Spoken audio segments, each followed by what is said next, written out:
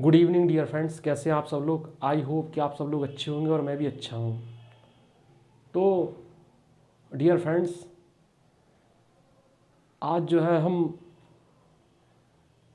नया topic start करने जा रहे हैं और उस टॉपिक का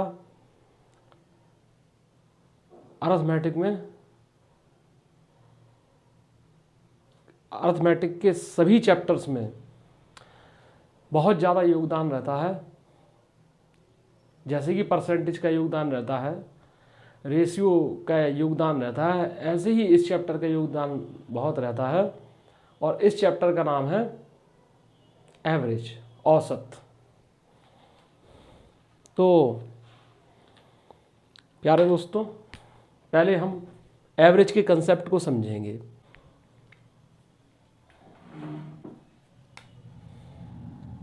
हमारा आज का जो टॉपिक है वो है एवरेज, इसे बोलते हैं औसत। आखिर ये औसत होता क्या है? औसत वैसे देखा जाए, औसत का मतलब आप ये मान सकते हैं कि ये केंद्रीय मान का प्रतिनिधित्व करता है। केंद्रीय मान का प्रतिनिधित्व करता है। जैसे कि हम बोलें, पहले क्या है, हम औसत निकाला कैसे आते हैं उसको समझते हैं, फिर हम बताते हैं इसके बारे में। कुछ टर्म्स दिए हैं आपको, समझ रहे हैं, कुछ संख्याएं दी हैं, उनके औसत के बारे में कहा गया है कि औसत ज्ञात कीजिए। तो वो औसत जो एवरेज होता है वो कैसे निकाला जाता है कि औसत बराबर होता है पदों का योग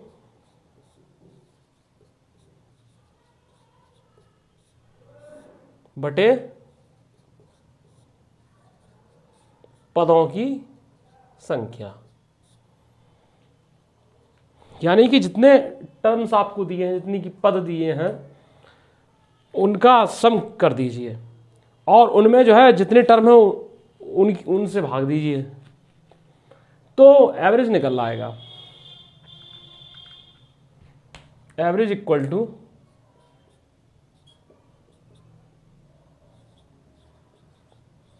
सम of terms upon number of terms. तो इससे जो है एवरेज निकलता है। अगर हमें सम ऑफ टर्म्स निकालना हो तो क्या होगा, इसके अपॉन एक आ जाएगा। सम ऑफ टर्म्स निकालना हो यानी पदों का योग निकालना हो तो ये हो जाएगा average into number of terms. I hope कितनी बात आपके दिमाग में क्लियर हो गई होगी। तो अब आगे बढ़ते हैं इस चीज को समझने के लिए।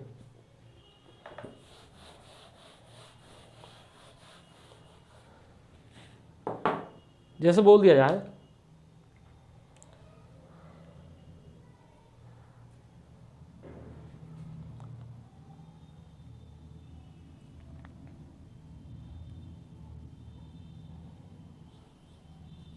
बीस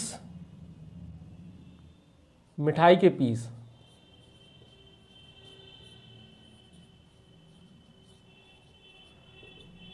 मिठाई के पीस, ठीक है।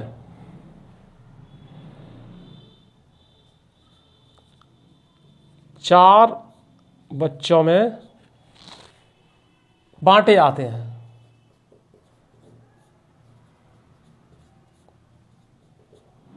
चार बच्चों में बांटे जाते हैं, ठीक है।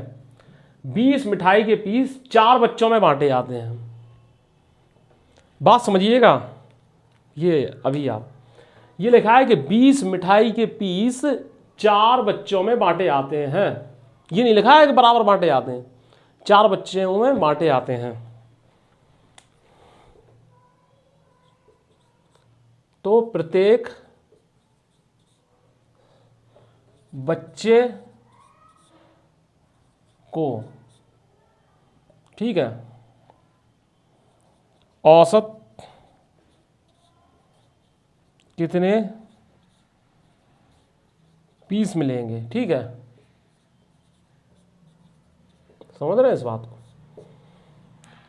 ना। ऐसा क्वेश्चन आपसे पूछा जाएगा, समझ रहे हैं, क्योंकि ये एक एक नियम से बनेगा और ना ही इतना सरल टाइप का आएगा क्वेश्चन। लेकिन इस क्वेश्चन में कुछ छिपा हुआ है, ये क्वेश्चन अपने आप में कुछ कह रहा है, उस बात को हम समझाना चाह रहे हैं। ये बोलना है 20 मिठाई के पीस 4 बच्चों में बांटे जाते हैं तो प्रत्येक बच्चे को औसत कितने पीस मिलेंगे। ठीक है, अगर यहां पर ये बोल दिया था कि 20 मिठाई के पीस 4 बच्चों में बराबर बराबर मात्रा में बांटे जाते हैं, समझ रहे हैं, तो प्रत्येक बच्चे को कितने पीस मिलेंगे, तो बात अलग हो जाती है। ठीक है, लेकिन अभी यहां पर समझिए 20 मिठाई के पीस 4 बच्चों में बांटे जाते हैं तो प्रत्येक को औसत कितने पीस मिलेंगे। तो भाई बात समझिएगा, जैसे कि 4 बच्चे हैं, ठीक है,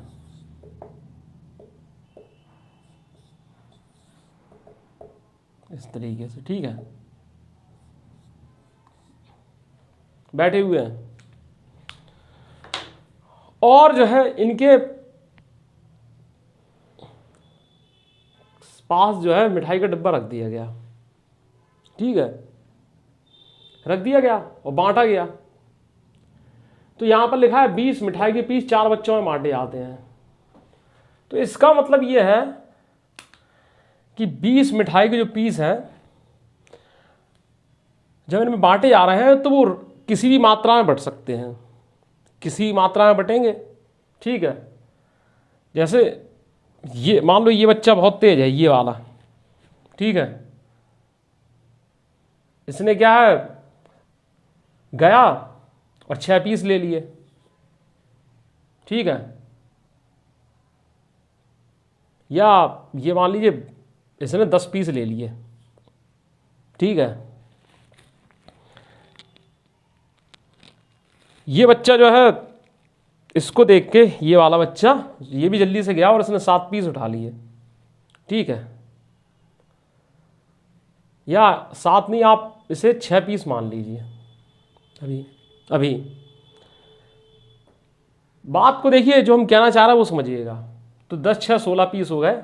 अब बाकी बच्चों को क्या है, ये नहीं कहेंगे कि आप 2 पीस मिल गए। समझ रहे हैं, औसत की बात यहां पर हो रही है। अभी अब हम समझा रहे हैं कि औसत इसमें कैसे काम करेगा। ठीक है, अब हो क्या रहा कि जल्दी से ये भी चला गया। ठीक है, तो कितने हो गए, 10 6 16 3 19। ये बेचारा कमजोर टाइप का बच्चा था, मतलब अरे एक ही पीस बचा भैया तुम ले लो। ठीक है, और इन सबको वो सुना रहा है तमाम बातें कि तुमने हमें कुछ नहीं दिया और खा लिया, इस तरीके से। तो 20 मिठाई के पीस 4 बच्चों में बांटे जाते हैं। तो जब बांटे गए हैं और ये मतलब लिखा नहीं है कि बराबर बराबर बांटे गए, तो रैंडमली बटे वो, इसका मतलब रैंडमली बटे। किसी को 10 पीस मिल गए, किसी को 6 मिल गए, किसी को 3 मिल गए, किसी को 1 ही मिल पाया। लेकिन पूछा ये जा रहा है प्रत्येक को, मतलब प्रत्येक बच्चे को औसत कितने पीस मिले, प्रत्येक बच्चे को औसत कितने पीस मिले। तो औसत के लिए हम क्या कर देते हैं इसमें, औसत कितने पीस मिले, औसत के लिए हम क्या कहेंगे। ठीक है, अब क्या हुआ कि बाद में इंक्वायरी हुई। ठीक है, बाद में इंक्वायरी हुई, ये कोई क्लास थी और उसमें ऐसी घटना हुई कि 20 मिठाई के पीस 4 बच्चों में जो है बांट दिए गए इस तरीके से। और 4 ही बच्चे थे उस क्लास में उस दिन आए थे। लेकिन क्या है कि जो क्लास का टीचर है, जब उससे प्रिंसिपल ने पूछा कि भाई 4 बच्चे आए थे तो एक बच्चे को कितने पीस मिले होंगे, औसत कितने पीस मिले होंगे, तो वो तो टीचर तो ऐसे ही बताएगा कि भाई 20 बच्चे थे, ठीक है, 4 बच्चों में बांटे जाने थे। ठीक है, तो मतलब हर बच्चे को 5-5 पीस मिले, वो तो ऐसे ही बोलेगा ना, समझ रहे हैं, 5-5 पीस मिले, ठीक है, इस तरीके से बोला। फिर से समझ लीजिए कि 20 मिठाई के पीस 4 बच्चों में बांटे जाते हैं, प्रत्येक को औसत कितने पीस मिले। तो यहाँ पर ये हम औसत का कंसेप्ट हम कहना क्या चाह रहे हैं, ये आप समझिएगा। पहले तो मैंने आपको फॉर्मूला बताया औसत के बारे में, फिर अब जो है जो समझा रहे हैं ज़रा थोड़ा बोरिंग लगेगा, लेकिन आप समझने की कोशिश कीजिएगा। इसमें ये तो लिखा नहीं है कि 20 मिठाई के पीस 4 बच्चों में बराबर बराबर मात्रा में बांटे गए। तो अब क्या है, ये पूछा गया है कि 20 मिठाई के पीस 4 बच्चों में बांटे जाते हैं, तो प्रत्येक को औसत कितने पीस मिलेंगे, औसत कितने पीस मिलेंगे। तो 4 बच्चों में इस तरीके से वो बट गए, ठीक है। औसत जब वहां के क्लास टीचर से पूछा गया कि एक बच्चे को कितने पीस मिलेंगे, मिले, प्रिंसिपल ने पूछा, तो अब सर ये तो कहेंगे नहीं कि अरे वो बच्चों ने लूट लिए, बच्चों ने लूट लिए, किसी को वो 10 मिल गए, 6, 3, किसी को 1। तो उससे क्या होगा कि प्रिंसिपल सर कहेंगे टीचर से कि तुम काहे के लिए बैठे थे, किस लिए बैठे थे, तुम किस लिए बैठे थे यहाँ पे जब लूटपाट चल रही थी। तो वो तो यही कहेगा कि प्रत्येक बच्चे को औसत 5 पीस मिले, ठीक है। तो हमने क्या किया कि 20 मिठाई के पीस में प्रत्येक बच्चे की संख्या से भाग दे दिया, तो 5-5 मिले। तो अब देखिए इसका मतलब क्या हुआ कि इस व्यक्ति को भी 5 पीस मिले, ये वाले बच्चे को भी 5 पीस मिले, इस वाले व्यक्ति को भी 5 पीस मिले, और इस वाले व्यक्ति को भी 5 पीस मिले। इतनी बात समझ में आई।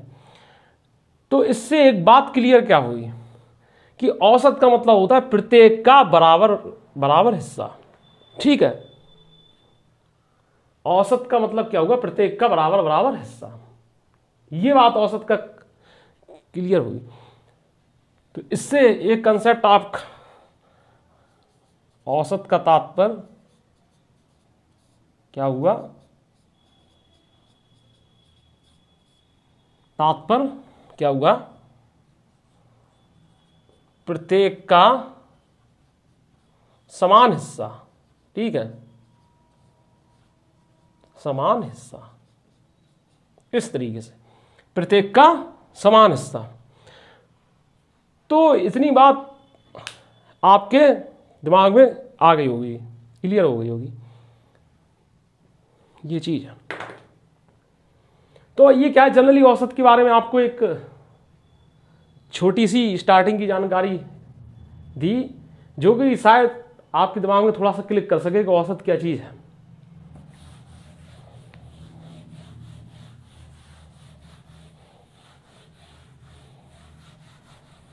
ठीक है, इस तरीके से।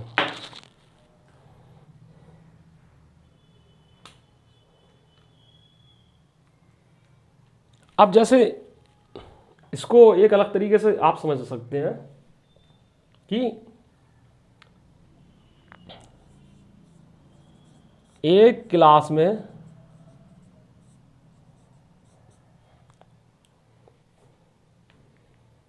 40 बच्चे हैं, ठीक है, जिनके प्राप्तांकों का औसत 20 है, ठीक है। अब यहां डायरेक्ट औसत दे दिया गया है, ठीक है। एक क्लास में 40 बच्चे हैं जिनके प्राप्तांकों का औसत 20 है, इतनी बात समझिए। तो इसका मतलब ये हुआ कि 40 बच्चे क्लास में बैठे हुए हैं, तो प्रत्येक बच्चे ने 20-20 नंबर प्राप्त किए। लेकिन ऐसा रियलिटी में नहीं है, रियलिटी में हो ही नहीं सकता, पॉसिबल ही नहीं है। ये कहा जा रहा है कि क्लास में 40 बच्चे हैं, इनके प्राप्तांकों का औसत 20 है। तो ये एक जानकारी दी गई है कि एक क्लास में 40 बच्चे बैठे हैं जिनमें से प्रत्येक के 20-20 नंबर हैं। इस बात से ये शो हो रहा है। तो औसत, हाँ, जबकि हुआ ये होगा कि किसी के कुछ और नंबर होंगे, किसी के कुछ और नंबर होंगे, किसी के कुछ और नंबर होंगे, ठीक है। तो ये चीज, अब इतनी तो औसत के कंसेप्ट को समझने में मदद करेगी बात। ठीक है। अब क्या है प्यारे दोस्तों, बात को जरा ध्यान से समझिएगा। औसत में जब हम पढ़ना शुरू करते हैं तो दो प्रकार के क्वेश्चंस का हमें स्टडी करना पड़ती है इसमें, ठीक है।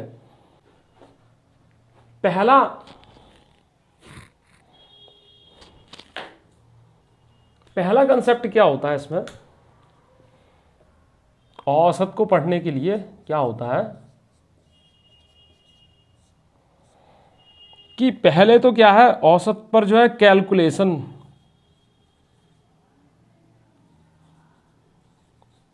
वाले क्वेश्चन होते हैं, ठीक है, कैलकुलेशन बेस्ड क्वेश्चन होते हैं। और दूसरे में जो है क्या होते हैं, वर्ड प्रॉब्लम, ठीक है, वर्ड प्रॉब्लम्स, ठीक है।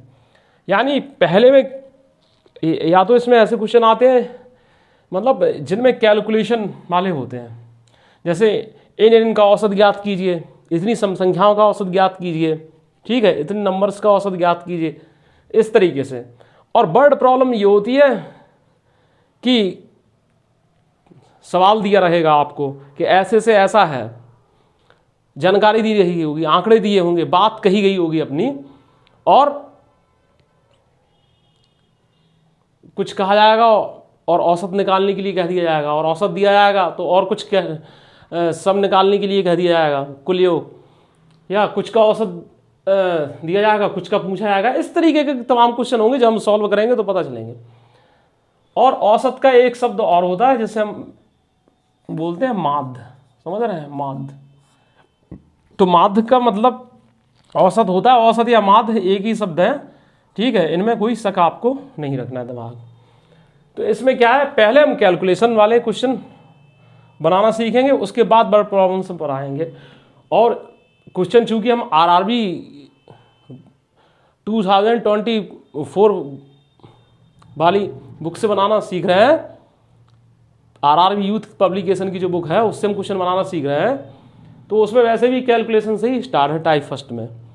लेकिन उसे स्टार्ट करने से पहले क्या है, कैलकुलेशन के कुछ कंसेप्ट हम देखेंगे, ठीक है। तो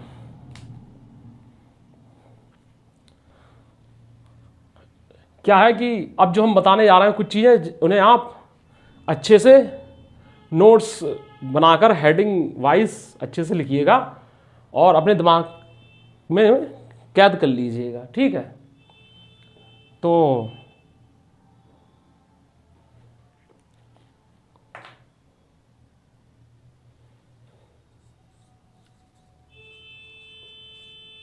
किन्हीं लगातार, ठीक है, किन्हीं लगातार संख्याओं, ठीक है, संख्याओं ऑब्लिक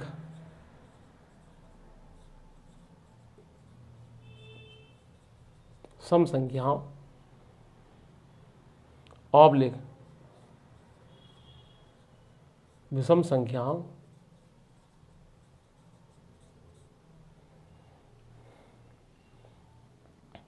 जिनके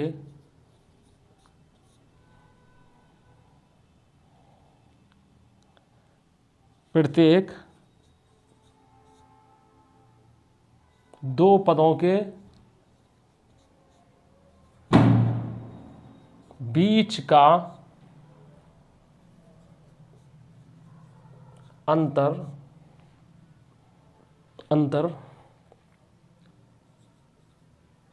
समान है, ठीक है। किन्हीं लगातार संख्याओं, प्राकृतिक संख्याओं कर लेना, सम संख्याओं विषम संख्याओं जिनमें प्रत्येक दो पदों के बीच का अंतर समान है, तो इनका औसत कैसे निकालेंगे, औसत, इनका औसत के लिए जो फॉर्मूला होगा वो होगा प्रथम पद प्लस अंतिम पद बटे 2, ठीक है, औसत ये है। और योगफल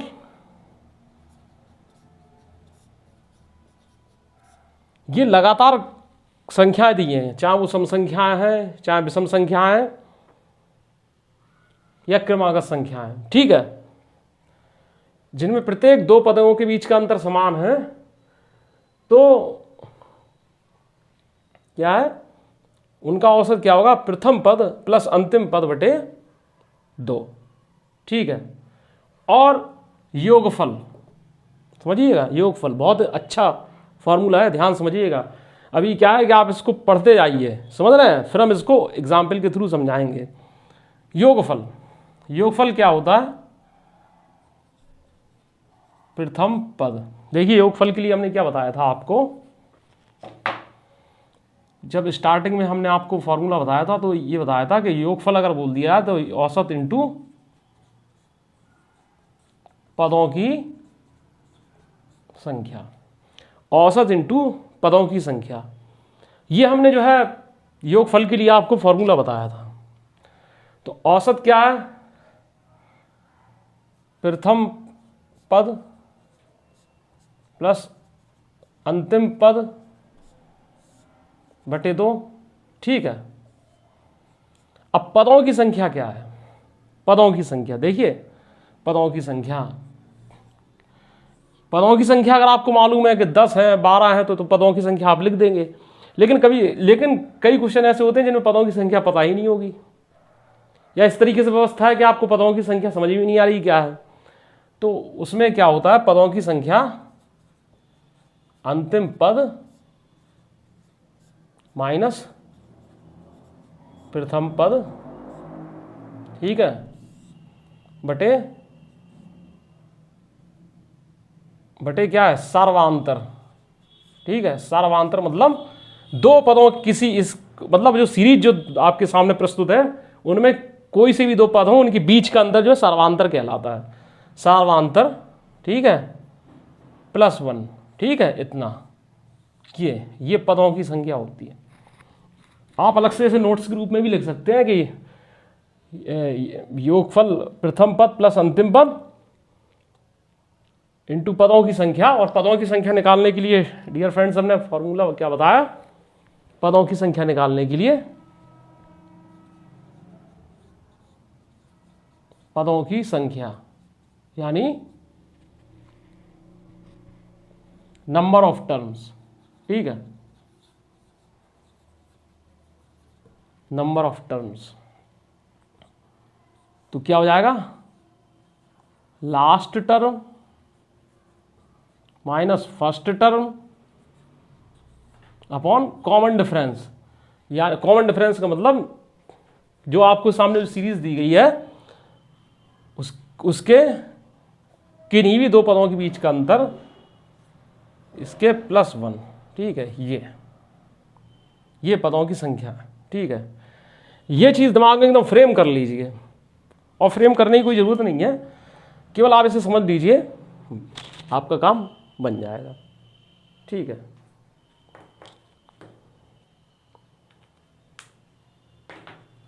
तो अब देखिए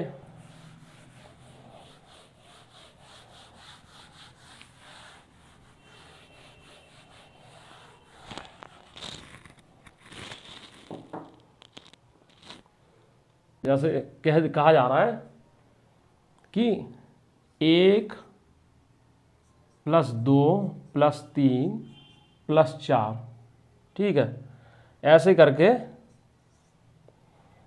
इनका औसत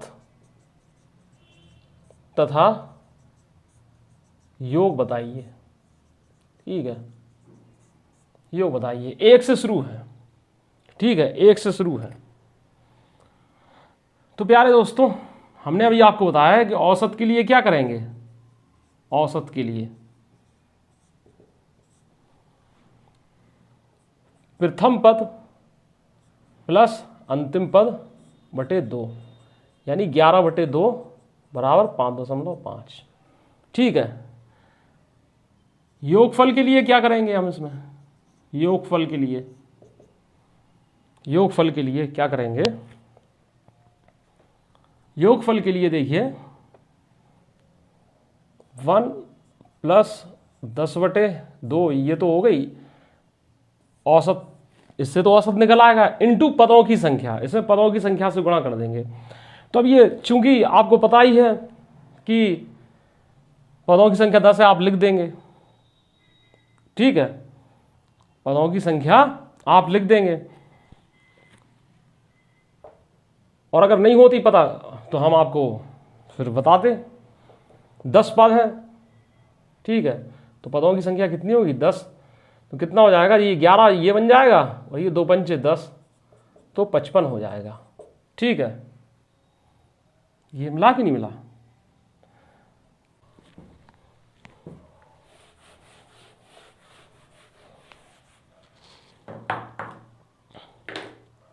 इसको समझाने का औचित्य क्या था कि ऐसे ही आपको 1 से लेके n तक कह दिया जाए, n तक, ठीक है, संख्या कह दिया, तो इन्हें क्या बोलेंगे, प्रथम लगातार n संख्याएं, प्रथम n लगातार संख्याएं, ठीक है, प्रथम n लगातार संख्याएं, ठीक है, प्रथम n लगातार संख्याएं। तो प्रथम n लगातार जो संख्याएं हैं उनका जो औसत और योगफल के लिए क्या फॉर्मूला मिला आपको, ठीक है, तो योगफल के लिए क्या मिला था, या औसत देख लीजिए पहले, औसत के लिए क्या मिला था, ठीक है, कि पहला पद और लास्ट पद बटे 2, ठीक है, यानी n + 1/2, ठीक है। और योगफल के लिए क्या मिला, औसत इंटू योगफल, तो औसत तो ये हो जाएगा n + 1/2, और इंटू पदों की संख्या कितनी है n, ठीक है, इस तरीके से। तो ऐसे जो है प्रथम n लगातार संख्या आपको दी हो तो उनका औसत का फॉर्मूला n + 1/2 होता है, और योगफल जो होता है उसका फॉर्मूला क्या होता है, n × n + 1/2, ठीक है। अब आप चाहें उस तरीके से आप ज्ञात कर लें, चाहें इस तरीके से आप ज्ञात करें, समझ रहे हैं,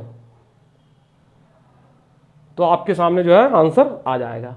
और ये कब लगेगा, ये वाला फॉर्मूला जब लगातार n संख्या प्रथम से दी गई हो, 1 से दी गई हो, ठीक है, 1 से दी गई हो, तब ये फॉर्मूला अप्लाई होगा, समझ रहे हैं। और अगर आप ये फॉर्मूला भूल भी जाते हैं तो आपको टेंशन नहीं लेना, आपको केवल जो हमने बताया फॉर्मूला कि किन्हीं लगातार, ठीक है, n संख्या, चाहे वो सम हो विषम हो, ठीक है, क्या हो, क्रमागत प्राकृतिक संख्या हो, सम हो विषम हो, अभाज्य के लिए नहीं लगेगा वो, समझ रहे हैं, भाज्य और अभाज्य के लिए नहीं लगेगा, तो उसके लिए ये फॉर्मूला मतलब जो हमने बताया था वो वाला फॉर्मूला अप्लाई होगा। नंबर दूसरा, प्रथम लगातार n सम संख्या दी हो, जैसे 2 + 4 + 6 + 8 + 10, और ये क्या है, n तक दी है,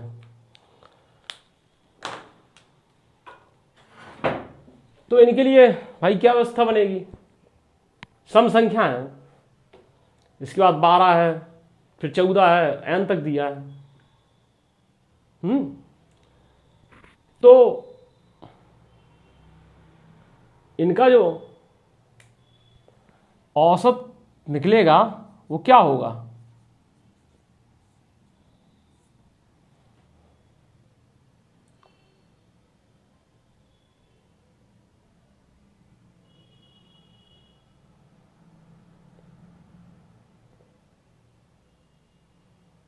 उसके लिए हमें जो है आपको एक एग्जाम्पल देना पड़ेगा, तब आप उस बात को समझेंगे। देखिए, जैसे 2 + 4 + 6 + 8 इतनी संख्याओं का बोल दिया जाए, आपको औसत निकालने को आपको कह दिया जाए, ठीक है। तो आप इसे कैसे निकालेंगे? एक तरीका ये होगा कि इन सबको जोड़ दो, 2 4 6, 6 और 6 12, 12 8 20, ठीक है 20। ये हो गया कि नहीं हो गया? और पदों का योग ये हो गया, और पदों की संख्या कितनी हो गई? 1 2 3 4, 4 हो गई। तो औसत कितना हो गया? 5। एक तरीका ये हो गया।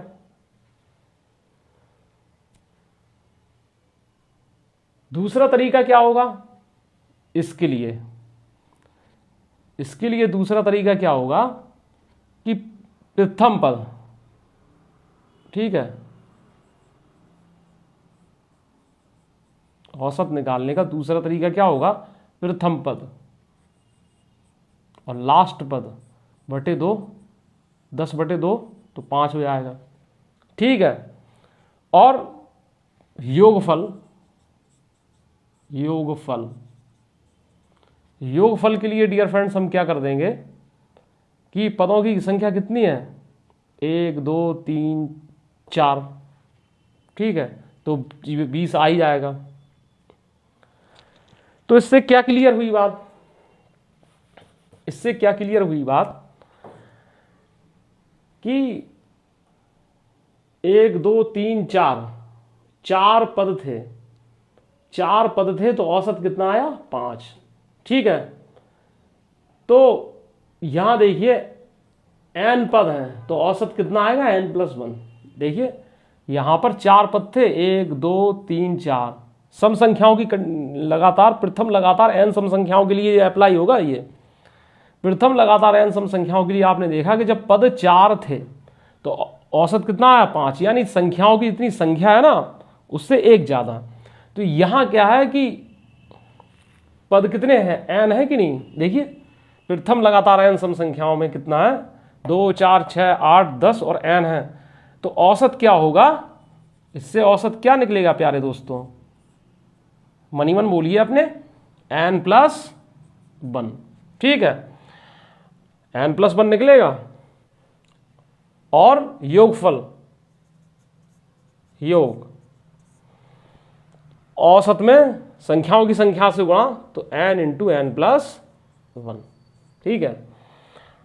तो प्रथम लगातार n सम संख्याओं का जो औसत होता है वो संख्याओं की संख्या से 1 ज्यादा होता है। ये बात आप ध्यान रखिए। प्रथम लगातार है, यानी 2 से शुरू है। अगर आप ये और अगर लग हो, मान लो इस तरीके की दी हो 12 14 16 18, तो फिर वो उसमें अलग कंडीशन अप्लाई होगी जो हम बाद में बताएंगे। तो प्रथम लगातार n संख्याओं का औसत कह दिया है, तो जितनी भी संख्या है उसमें हम 1 जोड़ देंगे। और योग के लिए क्या है कि n × n+1, यानी संख्याओं की संख्या से हम गुणा कर देंगे उसी औसत में, तो ये चीज निकल आएगी, ठीक है।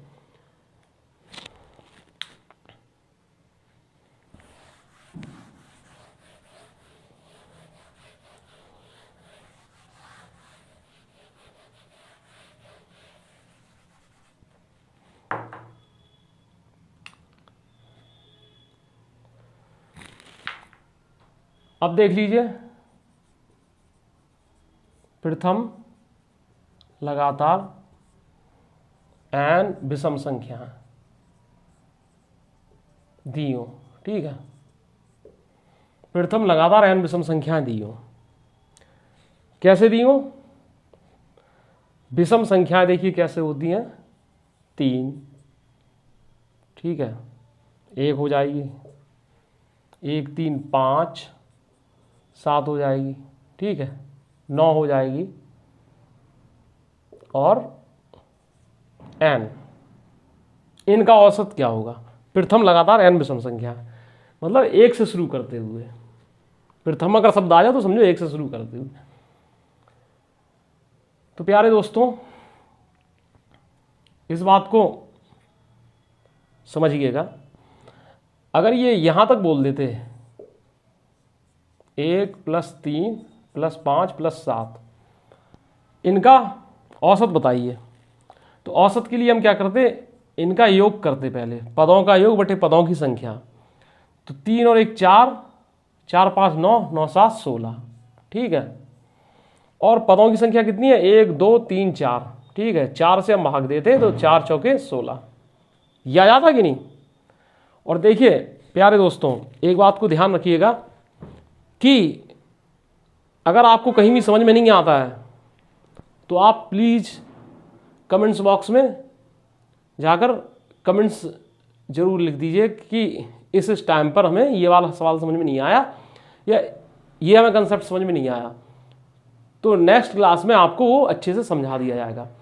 और अगर अच्छे से समझ में आ रहा है तो वीडियो को लाइक कीजिए, जो पहली बार देख रहे हैं चैनल को सब्सक्राइब कीजिए और ज़्यादा से ज़्यादा दोस्तों में शेयर कीजिए, ताकि उन्हें पता चले कि जो मैथमेटिक्स है, जिसे बहुत ही वो डरते हैं, डरावना समझते हैं, वो बहुत ही ईजी सब्जेक्ट है।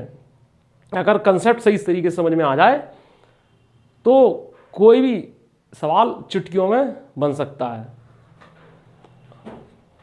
जो कि आपने पहले 2 क्लासेस में, पहले के मतलब 2 टॉपिक जो हमने पढ़ाए हैं, परसेंटेज और प्रॉफिट एंड लॉस में आपने देख लिया होगा। और हमारे और भी वीडियोस पड़े हैं प्लेलिस्ट में, आके उन्हें भी आप देखिएगा, ठीक है। कहाँ थे हम, 1 2 3 4, ठीक है। तो पदों का योग कितना हुआ, 16, ठीक है। और पदों की संख्या 4 हुई तो औसत कितना हो गया, 4। तो आपने ये देखा होगा कि जितने विषम संख्याओं के लिए क्या है, आप क्या देख रहे हैं यहाँ पे कि जितनी संख्या है उतना ही उनका एवरेज बन रहा है। 4 संख्या है ना, तो 4 ही एवरेज 4 बन रहा है, ठीक है। तो इसी तरीके से n अगर विषम संख्या है तो इनका एवरेज कितना बनेगा, एवरेज औसत कितना होगा, n होगा कि नहीं होगा, ठीक है। और योगफल, ठीक है, योगफल क्या होगा, तो n जो है इनका एवरेज है और पदों की संख्या कितनी है, n है ना। तो एवरेज में जो है n से मल्टीप्लाई कर देंगे तो n² जो है इनका योगफल हो जाएगा। आई होप कि मेरे प्यारे दोस्तों को यहाँ तक बात क्लियर हो गई होगी, ठीक है।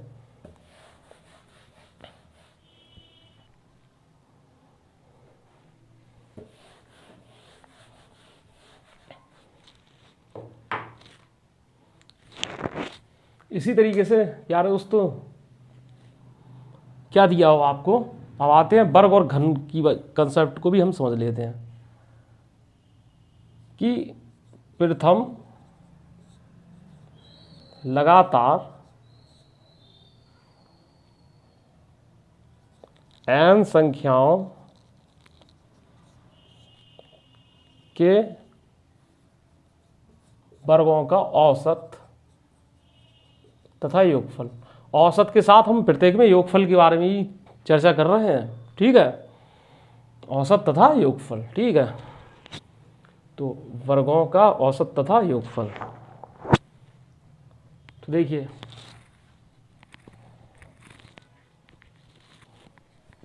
प्रथम लगातार n संख्याएं के वर्ग दिए हैं। जैसे प्रथम लगातार का मतलब 1 का वर्ग, 2 का वर्ग, 3 का वर्ग, 4 का वर्ग और n का वर्ग, ठीक है। तो इनका जो योगफल होगा, योगफल ये क्या होगा, ये होगा n into n plus 1 into 2n plus 1 upon 6, ठीक है। ये इनके योगफल का फॉर्मूला होगा। और औसत क्या होगा, औसत के लिए हमने बताया था आपको कि पदों का योग बटे पदों की संख्या। यहां क्या है प्यारे दोस्तों कि पदों का योग क्या है, n into n plus 1 into 2n plus 1 upon 6 है। और इसमें क्या है, औसत के लिए क्या है, पदों की संख्या कितनी है, n है। समझ रहे हैं इस बात को, n है तो n से हम भाग दे देंगे तो ये कट जाएगा। तो n plus 1 into 2n plus 1 बटे 6, ये इसके एवरेज का फॉर्मूला हो जाएगा। प्रथम लगातार n संख्याओं के वर्गों का जो है योगफल ये होगा और औसत ये होगा।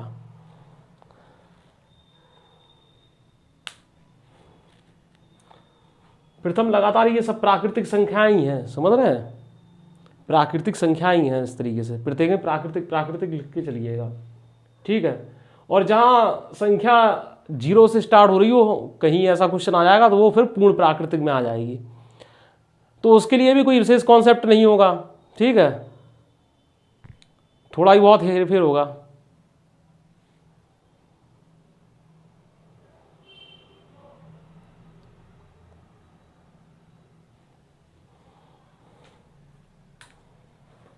अब प्रथम लगातार n संख्याओं के घनों का, ठीक है, योगफल, ठीक है, योगफल।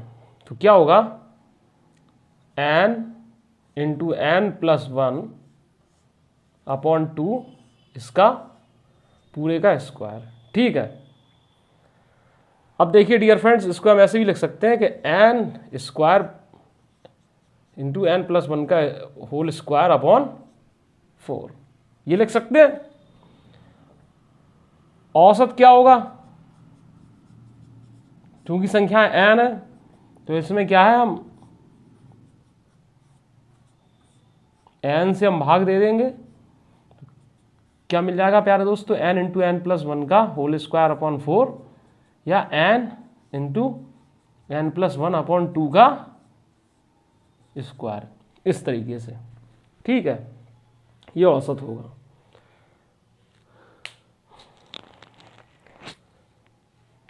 ये इसको ऐसे भी लिख सकते हैं आप, एक का क्यूब, 2 का क्यूब, 3 का क्यूब, 4 का क्यूब और n का क्यूब, ठीक है।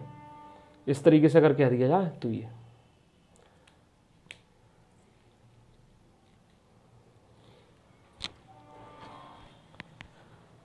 तो प्यारे दोस्तों, इस तरीके से आज आपने जो है औसत के कैलकुलेशन के बेसिक कंसेप्ट को समझा और आपको अच्छे समझ में आया भी होगा। तो ये जो है वो उस कंसेप्ट के बारे में हम बात कर रहे हैं जो कैलकुलेशन में अप्लाई होते हैं। मैंने आपको बताया था कि औसत में 2 तरीके के क्वेश्चन आते हैं, एक तो वर्ड प्रॉब्लम और दूसरा कैलकुलेशन।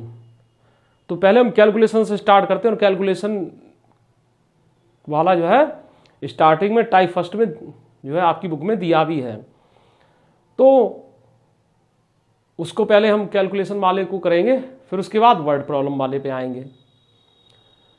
दूसरी बात ये, इतने सारे फॉर्मूले जो है देखकर आपको विचलित नहीं होना है, घबराना नहीं है। यहाँ आप सोच रहे हो कि सर ने अभी तक कभी फॉर्मूले याद करने को नहीं कहा है, इतने टॉपिक पढ़ाए हैं, पहले भी जो वीडियोस हमारे जो पढ़े हुए हैं क्लासेस के उसमें भी हमने मतलब एक भी आपको फॉर्मूले लर्न करने की नहीं कहा, और अब क्या हो गया कि फॉर्मूले पर फॉर्मूले लिखाने में लगे हुए हैं। ये तो आपको जनरली एक बताने के लिए हमने जो है आपको समझाने के लिए बताए हैं फॉर्मूले, इन्हें कि आप बस नोट्स बना लीजिएगा और एक बार देख लीजिएगा, याद आपको कुछ नहीं करना है। केवल आपको क्या है कि एक तो वो फॉर्मूला ध्यान रखना है कि किन्हीं लगातार प्राकृतिक संख्याएं, वो चाहे सम हो या विषम हो, उनके लिए जो हमने आपको अप्रोच बताया था औसत के लिए, तो वो क्या था, प्रथम पद प्लस अंतिम पद बटे 2, और योगफल के लिए क्या था, प्रथम पद प्लस अंतिम पद बटे 2 इंटू संख्याओं की संख्या। ये और संख्याओं की संख्या कैसे निकालनी थी, पदों की संख्या कैसे निकालनी थी, तो उसके लिए हमने आपको बताया था अंतिम पद माइनस प्रथम पद बटे सार्वांतर और पूरे के प्लस 1, इतना आपको ध्यान रखना है। उसके बाद आपको ये थोड़ा वर्गों और घनों के बारे में थोड़ा ध्यान रखना है कि वर्गों के योग के लिए जो फॉर्मूला होता है उसको केवल ध्यान रखना है, आपको देख लेना है, आपको याद भी नहीं करना है। तो वो हमने बताया है जो भी आपको जो बताया है ये, ठीक है। सिर्फ आपको देखने हैं फॉर्मूले, लर्न कुछ भी नहीं करना है। तो अब क्या है, इन पर जो है प्रॉब्लम बेस्ड क्वेश्चन पहले तो हम कुछ अपने तरफ से बताएंगे, फिर इस बुक से हम आपको बताएंगे। क्योंकि क्या है कि कैलकुलेशन के इसमें जो है बहुत ही कम क्वेश्चन दिए हैं, 20 क्वेश्चन है, बल्कि होना चाहिए थे 50। तो उससे क्या है, भरपूर प्रैक्टिस हो जाती है आपकी। लेकिन आप चिंता मत कीजिएगा, हम जो है अपने तरफ से भी कुछ क्वेश्चन आपको बताएंगे। उसके बाद जो है टाइप फर्स्ट पर हम आकर शुरुआत करेंगे, और फिर उसके बाद वर्ड प्रॉब्लम क्वेश्चन आएंगे टाइप 2 में, तो उसके लिए एक अलग अप्रोच होगा, ठीक है। अप्रोच क्या है वो भी हम आपको अच्छे से बताएंगे। तो एवरेज जो है टॉपिक आपको बहुत ही सिंपल लगने वाला है। जो बच्चे ये सोच रहे होंगे कि एवरेज में बड़ी कलाकारी है, तो ऐसा कुछ नहीं है, कहीं कुछ नहीं है। बहुत ही सिंपल होने वाला है और बहुत ही अलग तरीके से होने वाला है। ऐसा आपको अनुभव पहले एवरेज पढ़ने में नहीं हुआ होगा जो अब होने वाला है। और ये जो अप्रोच हम जब बताएंगे, जब चलेगा इसमें, तो वो क्या है, कई टॉपिक हैं, जैसे सिंपल इंटरेस्ट है उसमें अप्लाई हो जाएगा, कंपाउंड इंटरेस्ट में भी अप्लाई हो जाएगा कुछ सवालों में मतलब।